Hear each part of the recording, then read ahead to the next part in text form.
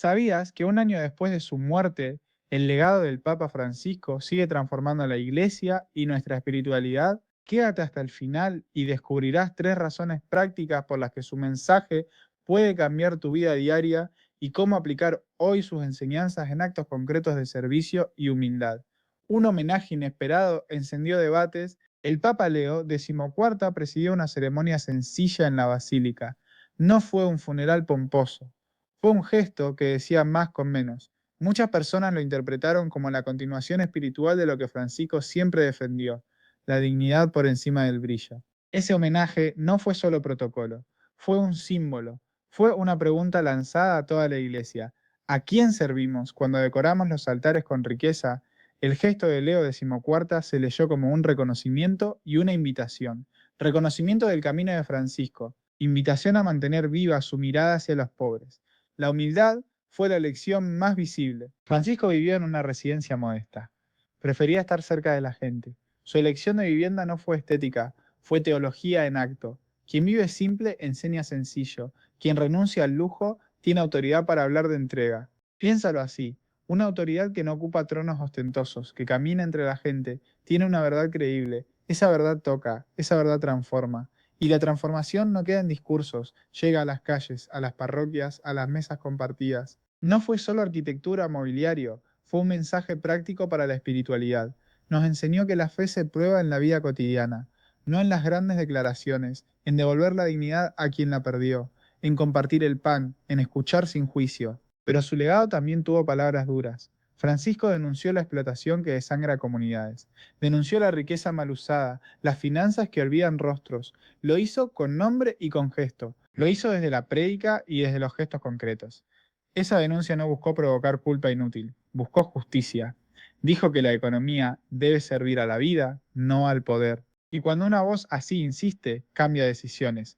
Parroquias que realizaron inversiones, órdenes religiosas que priorizaron proyectos sociales, comunidades que volvieron a poner a los pobres en el centro.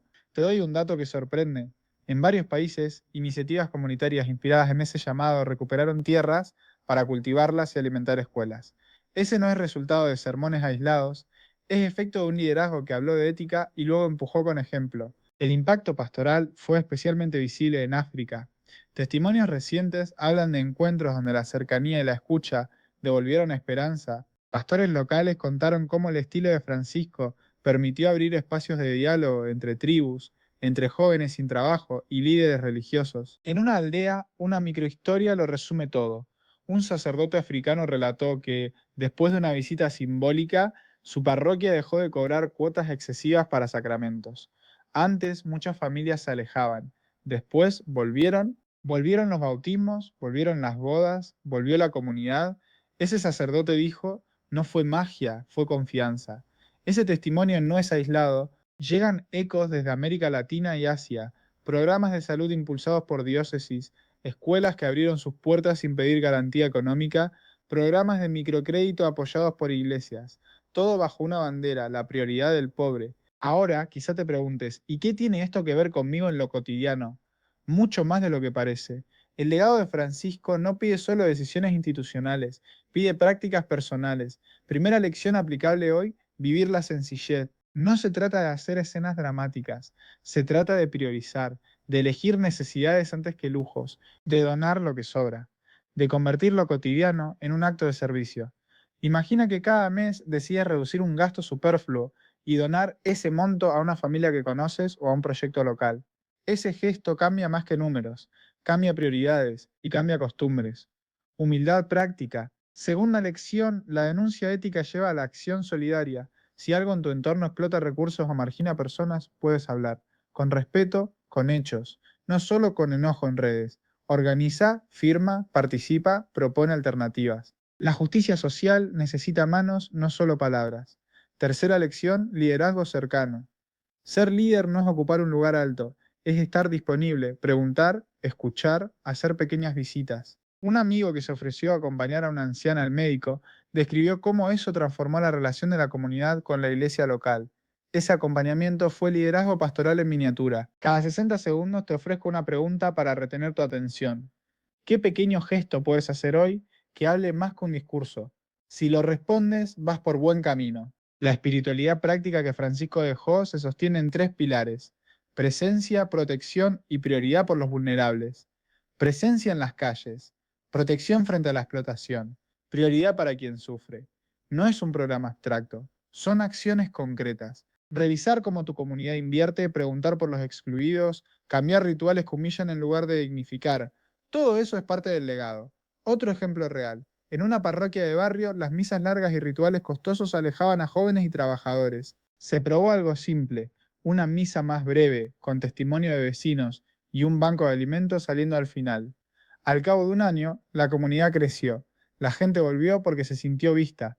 Ese cambio no vino de decretos, vino de imitación de lo que Francisco mostró, sensibilidad hacia las necesidades reales. Y esa sensibilidad genera esperanza. La esperanza es contagiosa. Ahora la pregunta que aumenta el pulso: ¿cómo reconciliamos tradición y reformismo? La respuesta de su legado fue práctica: no romper por romper, reformar por fidelidad a los pobres y al Evangelio. Es decir, el cambio no traiciona la fe, la purifica. Ese enfoque generó tensiones, desde dentro y desde fuera. Algunas instituciones resistieron, otras se transformaron, pero lo decisivo fue la persistencia en la misión, persistencia sin estridencias, persistencia con ternura. Y aquí viene la parte que toca lo personal otra vez. Si aceptas el legado en tu vida, tu espiritualidad deja de ser un menú de consuelos y se convierte en un compromiso con el bien común.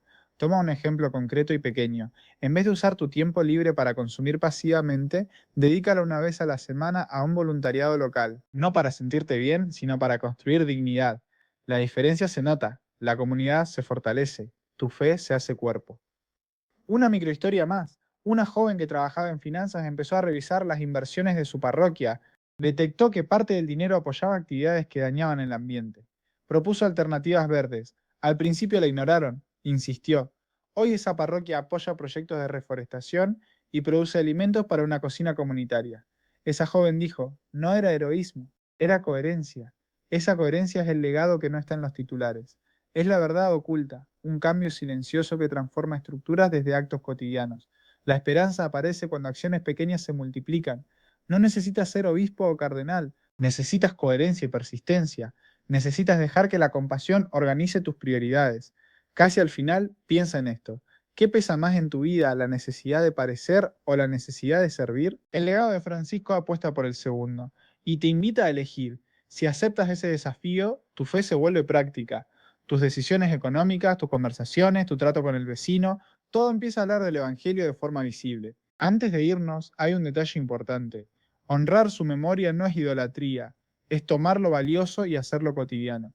Es mantener viva la corriente de ternura y justicia que él impulsó. Si un año después su figura sigue encendiendo cambios, es porque su forma de vivir la fe supo tocar la carne de la gente. Y esa es la enseñanza más profunda. La fe que no toca la carne no cumple su misión. Hoy puedes hacer tres cosas sencillas para aplicar este legado. Reduce un gasto y dona lo equivalente. Reserva tiempo semanal para acompañar a alguien necesitado. Y en tu comunidad propone revisar una práctica que excluye o lastima. Si haces una sola de esas cosas esta semana, estarás honrando más que una ceremonia. Estarás haciendo presente el legado en la vida real. Y si quieres seguir aprendiendo a transformar la fe en actos concretos, aquí seguimos construyendo juntos. En este canal hablamos de espiritualidad práctica, de pasos diarios que generan comunidad y esperanza. Si te quedó una idea que quieres aplicar ya, compártela en los comentarios. Me interesa saber qué vas a intentar. La verdad oculta del legado del Papa Francisco hoy no es un secreto escondido, es una cadena de actos humildes que al romperse liberan dignidad. Empieza por algo pequeño. Empieza hoy. Empieza aquí.